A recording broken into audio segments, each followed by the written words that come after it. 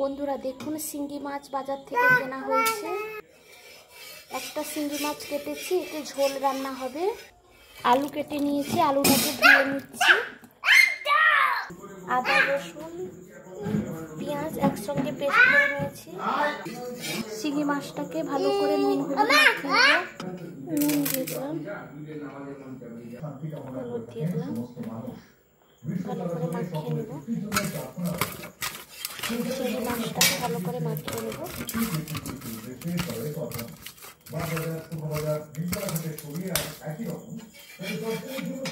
4 piece হয়েছে। কড়াইতে তেল দিয়ে দিয়েছি, তেলটা গরম করে নিয়েছি। এবার মাছটা দিয়ে দেব।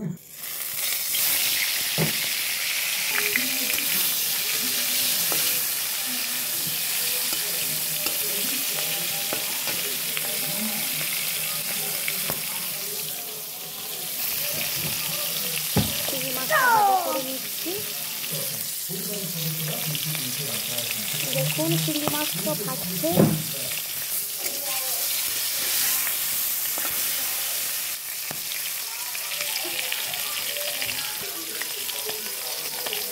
বন্ধুরা দেখুন ভাজা হয়ে গেছে চিংড়ি মাছটা। তেজপাতা দিয়ে দিলাম, মশলা পেস্ট করে রেখেছি দিয়ে দিলাম, আদা রসুন পেস্টটা একসঙ্গে দিয়ে দিলাম। বন্ধুরা দেখুন আদা রসুন পেঁয়াজ জিরে সব একসঙ্গে দিয়ে দিয়েছি। মশলাটা ভালো করে কষিয়ে নেব।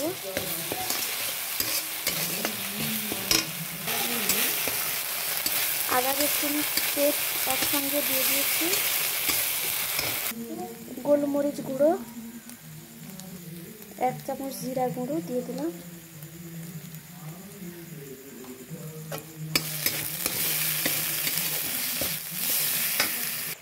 হলুদ গুঁড়ো,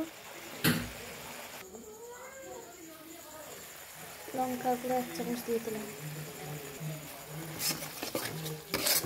দিয়ে ভালো করে মশলাটা কষিয়ে নেব। কাদের ঘরে এই শিঙ্গি মাছ রান্না হয় প্লিজ তোমরা কমেন্ট করে জানাবে।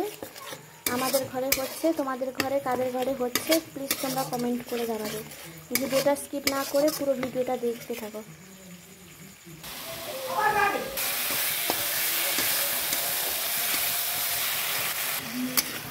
আলুটাও দিয়ে দিয়েছি, ভেজে রাখা আলুটা।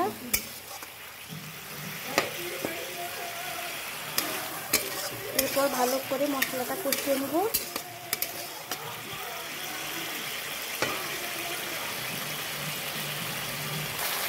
এবার কষানো হয়ে গেছে, এবার জল দিয়ে দিব।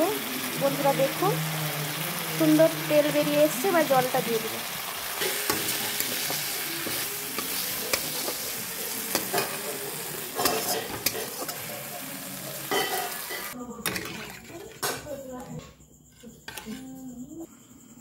এই গরম মশলা গুঁড়োটা দিয়ে দিব, তারপর নামিয়ে নেব। সানরাইজের গরম মশলা।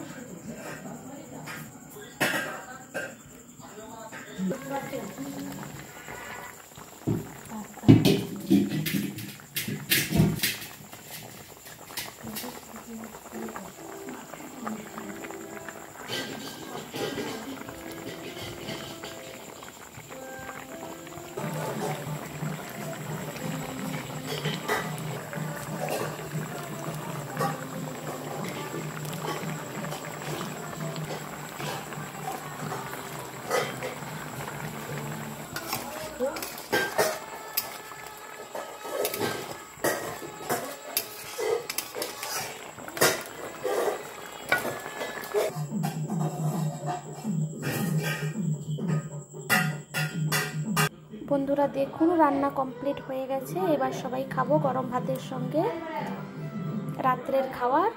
ঠিক আছে, ভিডিওটা আর বড় করছি না, এই পর্যন্ত। টাটা, সবাই ভালো থাকবো, সুস্থ থাকবো, শুভরাত্রি। এই দেখো শিঙ্গি মাছের ঝোল রেসিপি।